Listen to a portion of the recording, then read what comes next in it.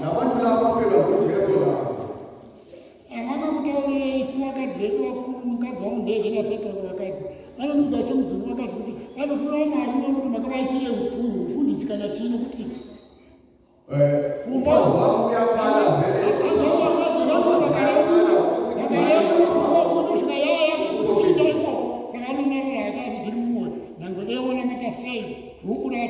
Karaida wakadzi wenyu nokuziva muudza mukadzi mudzi mudiki kuti munyengetere nyaya dzekudziviswa. Vanishaira wamazi mulwazi.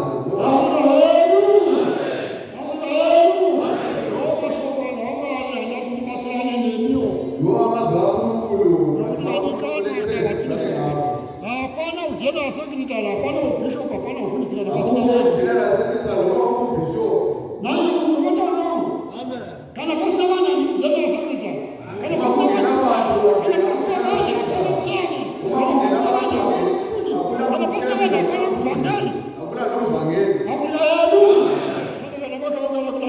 mulilwatikana watinoshoka zvokuti daitai pakati penyu tigoyeni zvokunamata izvi tibatsirane pamubvirepine kudenga tibatsirane pakukwana nemafambirane pamimba yangu hamurika wenu kuzai Jehovha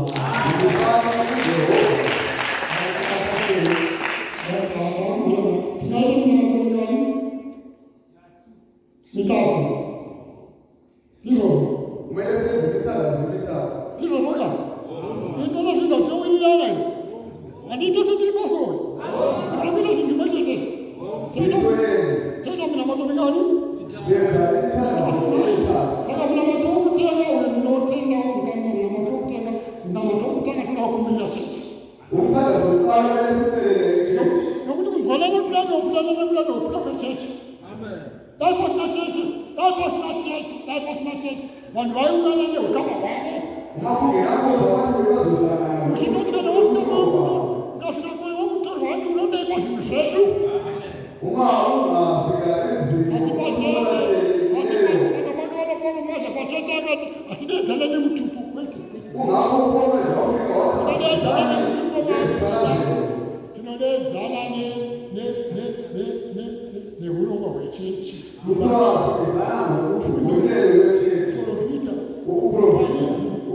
Shopi, vai mufundisi, vai muvhangeri,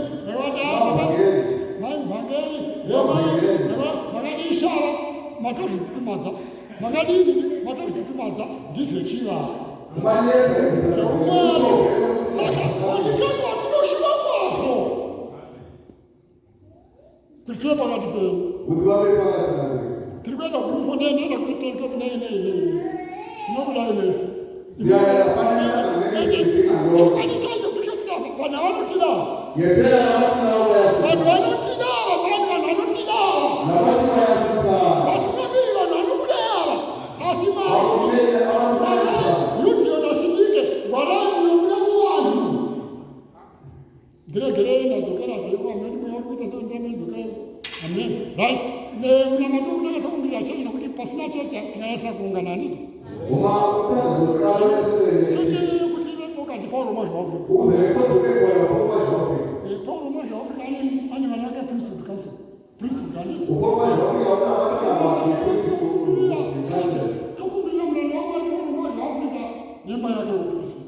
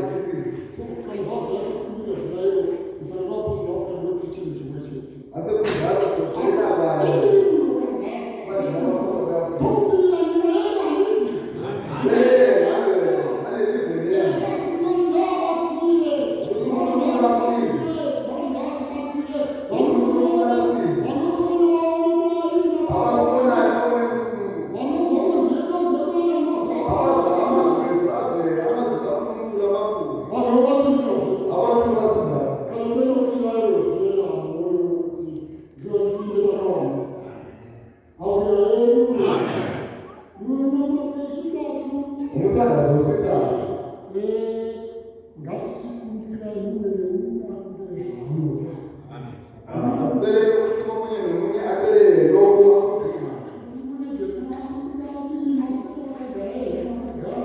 uletho afanele unalokho okudingayo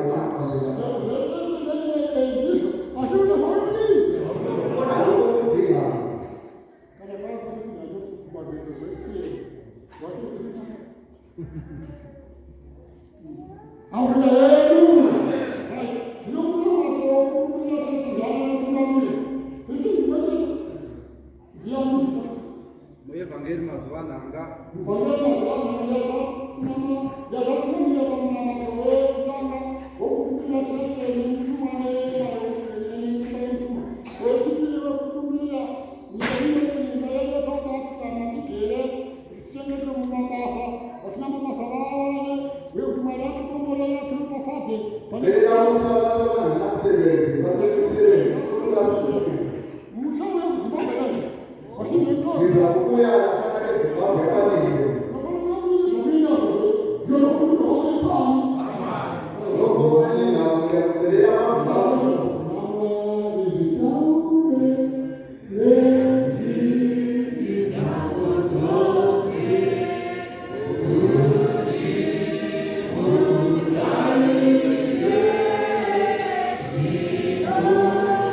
Una